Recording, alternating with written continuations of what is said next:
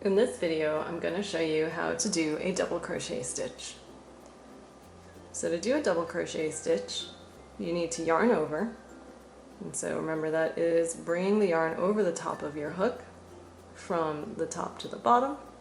Or another way of thinking about that is that you're pushing the yarn away with your hook. So yarn over, and now put your hook into the next stitch, under the top loops of the next stitch. So at this point it looks like you have 4 loops on your hook.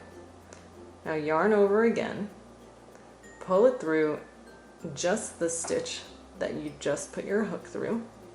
So now you have 3 loops on your hook. Now yarn over and pull it through the first 2 loops on your hook. So now you have 2 loops left on your hook. Yarn over again and pull it through the remaining loops on your hook. So let's do it one more time. You're going to yarn over, put it through the next stitch, yarn over again, pull it through that stitch. So now you have 3 loops on the hook.